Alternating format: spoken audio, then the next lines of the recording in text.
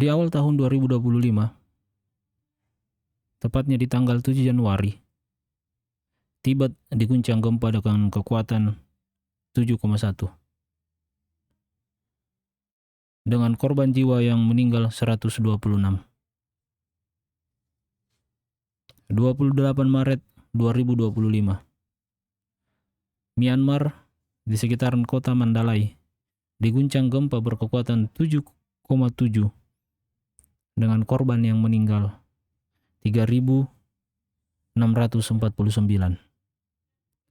Pertanyaan yang muncul adalah, apakah setelah Myanmar, maka Indonesia yang selanjutnya akan diguncang gempa dengan kekuatan di atas 7 skala Richter?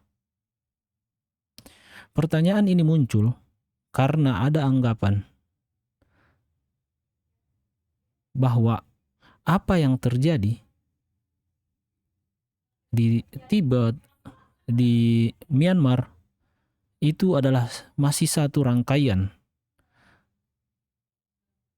merupakan satu rangkaian utama akibat pergerakan lempeng yang memicu terjadinya gempa di dua tempat tersebut. Ini adalah konsep awalnya. Pergerakan lempeng Indian Plate ke utara yang bertemu dengan lempeng Eurasia, ini adalah model dari pergerakan lempeng Indian yang bertemu dengan Eurasian Plate yang menyebabkan terjadinya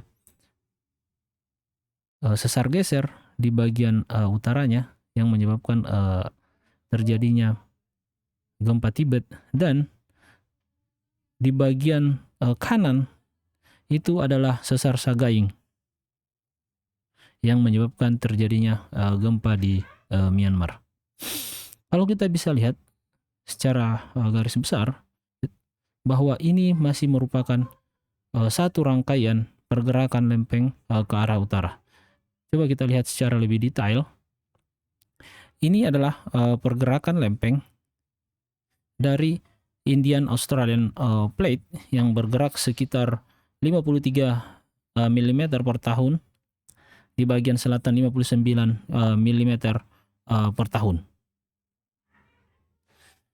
Kita bisa lihat bahwa pergerakan lempeng Indian Australian Plates ini bertemu dengan Sunda Plate. Di sini adalah sesar Sagaing, dan kita bisa lihat jalur gempa di sekitaran dari pertemuan lempeng ini.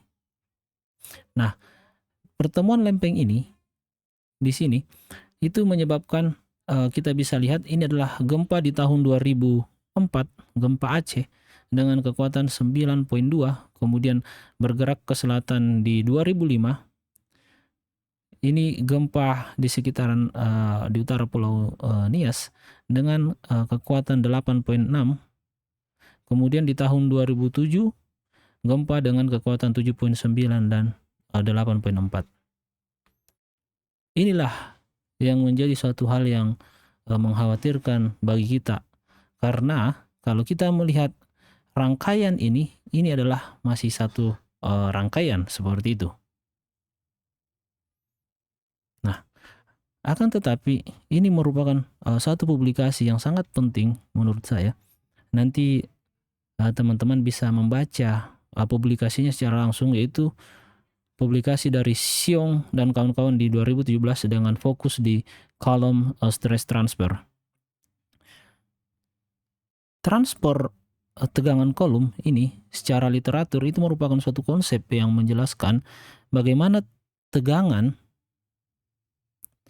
yang dihasilkan oleh kejadian seismik dapat mempengaruhi sistem patahan yang terdekat. Jadi, konseptualnya setelah terjadi gempa,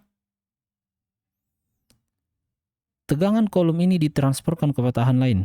Ada dua kemungkinan. Yang pertama itu meningkatkan, yang kedua yaitu menghambat atau menurunkan. Nah, mereka membuat model di tahun 2004 dan 2005 dari gempa Aceh dan gempa di Nias. Efek dari gempa ini, kolom stress transfernya itu tidak mempengaruhi sampai ke sesar Sagaing di sini. Oleh karena itu kalau kita balik, gempa di Sagaing itu tidak akan mempengaruhi gempa yang akan terjadi di Indonesia. Seperti itu yang kesimpulannya. Jadi kesimpulan yang pertama, gempa Sagaing itu dalam hal ini column stress transfer itu tidak akan memicu atau menyebabkan terjadinya gempa di Indonesia. Oke. Nah, kita balik konsepnya. Gempa di Myanmar yang disebabkan oleh Sagaing Field ini adalah bagian yang sangat penting. Itu gempa di Myanmar itu adalah merupakan hasil akhir. Itu bukan pemicu utama. Itu adalah hasil akhir. Kenapa? Kita harus fokus pada bagian ini, pergerakan dari Indian dan Australian plates. Kita harus fokus di sini. Bukan fokus ke gempanya. Hasil akhir dari gempa Sagaing ini maksud saya. Kita tidak fokus di sini, tapi kita fokus ke pergerakan dari Indian dan Australian plates terhadap Sunda plates ini. Kenapa kita harus fokus?